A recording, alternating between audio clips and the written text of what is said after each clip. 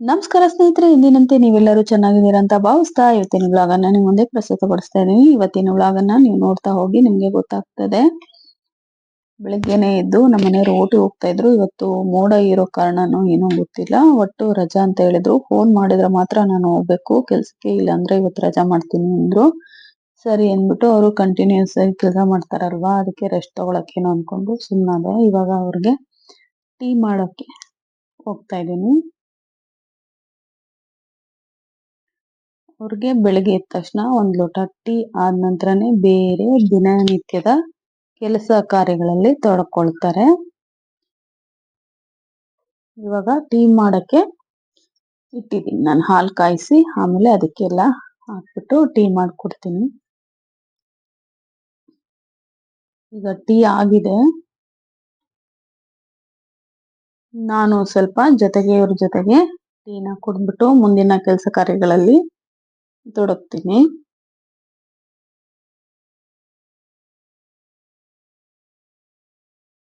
ಈಗ ನಾವು ಇರೋ ಮನೆ ಬಂದು ಸ್ನೇಹಿತರೆ ತುಂಬಾ ಚಿಕ್ಕದು. ನಾವು ಮುಂಚೆ ಇರೋ ಮನೆ ಆಗಿದ್ರೆ ತುಂಬಾ ಚೆನ್ನಾಗಿ ಆಗ್ತಾ ಇತ್ತು ಲಾಗ್. ತುಂಬಾ ದೊಡ್ಡ ಮನೆ, ನ್ಯಾಚುರಲ್ ಆಗಿ ಹೌಸು, ತುಂಬಾ ಲಾಂಗ್ ಆಗಿತ್ತು, ತುಂಬಾ ಅಗಲವಾಗಿ, ತುಂಬಾ ಚೆನ್ನಾಗಿತ್ತು ಅದು. ಇದು ತುಂಬಾ ಇಕ್ಕಟ್ಟು ನಮ್ಗೆ. ಆದ್ರೂ ನಾನು ಮಾಡಿದ್ದು ಬಿಡಬಾರ್ದು, ಕಂಟಿನ್ಯೂಟಿ ಬೇಕಲ್ಲ ಅಂತ ಮಾಡ್ಕೊಂಡು ಹೋಗ್ತಾ ಇದ್ದೀನಿ. ನೋಡಿ ನಮ್ ಪುಟಾಣಿಗಳು ಏನ್ ಮಾಡ್ತಾ ಇದಾವೆ ಅಂತ ಕಾಯ್ತಾ ಇದ್ದಾವೆ. ನಾನು ಅವಕ್ಕೆ ಸಪೋಟ ಹಣ್ಣು ಹಾಕಿದೀನಿ, ತಿಂದಿದಾವೆ. ಹಾಲು ಅನ್ನ ಹಾಕಿದೀನಿ, ತಿಂದಿದಾವೆ. ಆದ್ರೂ ಸಪೋಟ ಹಣ್ಣಿನ ರುಚಿ ಅವಕ್ಕೆ ನನ್ನ ಕಡೆ ನೋಡೋ ಹಾಗೆ ಮಾಡ್ತಾ ಇದೆ. ಮತ್ತೆ ಮತ್ತೆ ಬೇಕು ಅಂತ ರೀತಿ ನಮ್ಮನ್ನ ನೋಡ್ತಾ ಇದ್ದಾವೆ. ಇವಾಗ ಬಂದು ನೋಡಿ ಚಿಕನ್ ತಂದ್ರು. ಬಹಳ ದಿನ ಆಗಿದೆ, ಸುಮಾರು 1 ತಿಂಗಳಾಗ್ತಾ ಬಂತು, ಏನು ಮಾಡೇ ಇರ್ಲಿಲ್ಲ ನಾವು. ಅದಕ್ಕೆ ಇವಾಗ ಹೋಗಿ ಮಕ್ಳು ತಿನ್ಲಿ ಅಂದ್ಬಿಟ್ಟು ಚಿಕನ್ ತಂದಿದ್ದಾರೆ. ಅವರು ಇವತ್ತು ಗುರುವಾರ ದೇವಸ್ಥಾನಕ್ಕೆ ಹೋಗ್ಬೇಕು. ಅವರು ಇವಾಗ ತಿನ್ನಲ್ಲ ಇವತ್ತು. ಹಾಗಾಗಿ ಮಕ್ಳಿಗೆ ತುಂಬಾ ದಿನ ಆಯ್ತಲ್ಲ, ನನ್ ಮಗ ಅಲ್ಲೇ ಬಾಯ್ ಬಿಟ್ಟು ಕೇಳಿ ಬಿಟ್ಟಿದ್ದ, ಅದಕ್ಕೋಸ್ಕರ ಹೋಗಿ ತಗೊಂಡ್ ಬಂದ್ ಕೊಟ್ರು. ಈಗ ಅದನ್ನ ಬೇಯಿಸ್ಬಿಟ್ಟು ಎಲ್ಲ ಮಸಾಲೆ ಪದಾರ್ಥ ಎಲ್ಲ ರುಬ್ಬಿಟ್ಟಿದೀನಿ. ಟೊಮೆಟೊ ನೋಡಿ ಇದೆಲ್ಲ ರುಬ್ಬಿಟ್ಕೊಂಡು ನಾನು ಅದನ್ನ ಬೇಯಿಸಕ್ಕೆ ಗರಂ ಮಸಾಲೆ ಮತ್ತು ಅರಶಿನ ಪುಡಿ ಮತ್ತು ಕೊತ್ತಂಬರಿ ಸೊಪ್ಪು ಇಷ್ಟನ್ನು ಹಾಕಿದೀನಿ. ಹುರಿದು ಅದರಲ್ಲೇ ಬೇಯಿಸ್ಬೇಕು. ನೀರ್ ಏನು ತೊಳೆದಿರೋ ಅದು ಏನ್ ತೊಳೆದಿರ್ತೀವಲ್ಲ ಅದ್ರಲ್ಲೇ ಬೇಯಬೇಕು.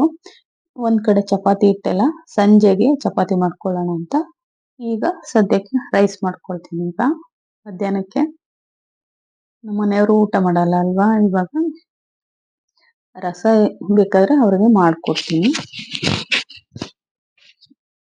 ನೋಡಿ ಎಲ್ಲ ಚೆನ್ನಾಗಿ ಮತ್ತೆ ಮತ್ತೆ 2-3 ಸಲ ಹಾಕ್ದೆ. 4-5 ಸಪೋಟ ಹಣ್ಣನ್ನ ಅವರು ನಮ್ಮ ಮನೆಯವರು ಅಲ್ಲಿ ತೋಟದಿಂದ ತಂದಿದ್ರು. ಅದನ್ನ ರಾಗಿಯಲ್ಲಿ ಊತಾಕಿ ಇದ್ದೆ. ತುಂಬಾ ಚೆನ್ನಾಗಿ ಹಣ್ಣು ಫ್ರೆಶ್ ಆಗಿತ್ತು, ತುಂಬಾ ರುಚಿಯಾಗಿತ್ತು. ಮಕ್ಕಳು ಕೂಡ ತಿಂದ್ರು, ನೆನ್ನೆನು ನೈಟ್ ಎಲ್ಲ ತಿಂದ್ರು, ಇವತ್ತು ಕೂಡ ತಿಂದಿದ್ದಾರೆ. ಇನ್ನ ಒಂದ್ 5-6 ಹಣ್ಣು ಎತ್ತಿಟ್ಟಿದೀನಿ ಆಚೆ, ಇನ್ ಮಿಕ್ಕಿದೆಲ್ಲ ರಾಗಿ ಒಳಗೆ ಇದೆ. ಅವ್ಕ್ ತುಂಬಾ ಇಷ್ಟ ಆಗ್ಬಿಟ್ಟಿದೆ, ಸಮಾಧಾನ ಆಗಿದೆ. ಏನು ಟೇಸ್ಟ್ ಆಗಿರೋದು ಕೊಟ್ರಲ್ಲ ಅಂತ. ನೋಡಿ ತಿಂದ್ಬಿಟ್ಟು ಆರಾಮಾಗಿ ಕೂತಿದಾವೆ.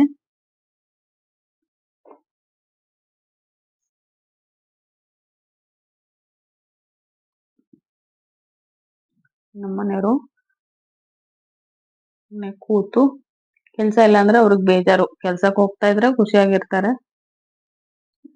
ಇವತ್ತು ಗುರುವಾರ ಬೇರೆ, ಶೇವಿಂಗ್ ಏನು ಮಾಡ್ಸಂಗಿಲ್ಲ. ಬುಧವಾರ ಆಗಿದ್ರೆ ಮಾಡಿಸ್ತಾ ಇದ್ರು ಮನೇಲಿದ್ರೆ. ಈಗ ನೋಡಿ ಇದು ಚೆನ್ನಾಗಿ ಬೆಂದು ಕುದೀತಾ ಇದೆ. ಇವಾಗೆಲ್ಲ ಮಸಾಲೆಗಳು ಹಾಕಿ ಚೆನ್ನಾಗಿ, ಈಗ ನಾಯಿಗೆ ಒಂದ್ ಸ್ವಲ್ಪ ತೆಗ್ದಿಟ್ಟಿದೀನಿ. ನನ್ನ ಮಗಳಿಗೆ ಒಂದ್ ಸ್ವಲ್ಪ ಅದು ಬಾಯ್ಲ್ ಮಾಡಿ ತೆಗ್ದ್ಬಿಟ್ಟು ಮಸಾಲೆ ಎಲ್ಲ ಹಾಕಿದೀನಿ. ನಮ್ಮ ನಾಯಿ ಮರಿಗಳಿದಾವಲ್ಲ ಅವಕ್ಕೆ ಮತ್ತೆ ನನ್ನ ಮಗಳಿಗೆ ಹಾಕಿಟ್ಟಿದ್ದೀನಿ. ಇವಾಗ ಇದಕ್ ಮಸಾಲೆ ಎಲ್ಲ ಹಾಕಿ ಇನ್ನ ಒಂದ್ 5-10 ನಿಮಿಷ ಚೆನ್ನಾಗಿ ಕುದಿಸಿ ಅಂದ್ರೆ ಇದು ಆಗೋಗುತ್ತೆ. ನಾನು ಸ್ನೇಹಿತರೆ ಇದಕ್ಕೆ ಏನು ಈ ಸಲ ಅಂದ್ರೆ ಕೆಂಪು ಮೆಣಸಿನ್ಕಾಯಿ ಆಗ್ಲಿ ಅಚ್ಕಾರದ ಪುಡಿ ನಾನು ಯೂಸ್ ಮಾಡಿಲ್ಲ. ಬದಲಾಗಿ ಇದು ಬೇರೆ ರೀತಿ ಮಾಡೋ ಮೆಥಡ್ ಕೂಡ ಬೇರೆ ಆಗಿ ಮಾಡಿದ್ದೀನಿ. ಮತ್ತೆ ಹಸಿ ಮೆಣಸಿನಕಾಯಿನ ಬಳಸಿದ್ದೀನಿ. ಟೇಸ್ಟ್ ಒಂದ್ ಸ್ವಲ್ಪ ಬೇರೆ ಇರ್ಲಿ, ಯಾವಾಗ್ಲೂ ಒಣ ಮೆಣಸಿನಕಾಯಿ ಮಾಡ್ತೀವಲ್ಲ ಅಂದ್ಬಿಟ್ಟು ಅಪರೂಪಕ್ಕೆ ನಾನು ಹಸಿಮೆಣಸಿನಕಾಯಿನ ಯೂಸ್ ಮಾಡ್ತಿರ್ತೀನಿ. ತುಂಬಾ ಯೂಸ್ ಮಾಡಲ್ಲ ನಮ್ಮ ಮನೇಲಿ ಹಸಿಮೆಣಸಿನಕಾಯಿನ, ತಿಂಡಿಗೂ ಕೂಡ ಹಾಕಲ್ಲ. ಅಪರೂಪಕ್ಕೆ ಬೇಕಾದ್ರೆ ಮಾತ್ರ ಹಾಕೋದು.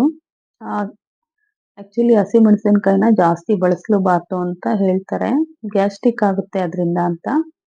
ನೋಡಿ ಎಷ್ಟು ಚೆನ್ನಾಗಿ ಬಂದಿದೆ, ಸೂಪರ್ ಆಗಿ. ನಾನು ಸುಮಾರು ಹೊತ್ತು ಅದರಲ್ಲೇ ಬೇಯಿಸ್ಬಿಡ್ತೀನಿ. ಆಮೇಲೆ ಮಸಾಲೆ ಎಲ್ಲ ಹಿಡ್ಕೊಳೋವರೆಗೂ, ಅದು ಹಸಿ ವಾಸನೆ ಹೋಗೋವರೆಗೂ ಬೇಯಿಸಿರ್ತೀನಿ. ತುಂಬಾ ಚೆನ್ನಾಗಿ ಬಂದಿದೆ. ಯಾಕೆಂದ್ರೆ ಮಕ್ಕಳು ಇರ್ತಾರಲ್ವಾ.